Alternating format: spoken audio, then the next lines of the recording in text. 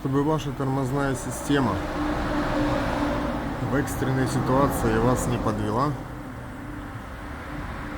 и эта халатность не стоила жизни вам или вашим близким,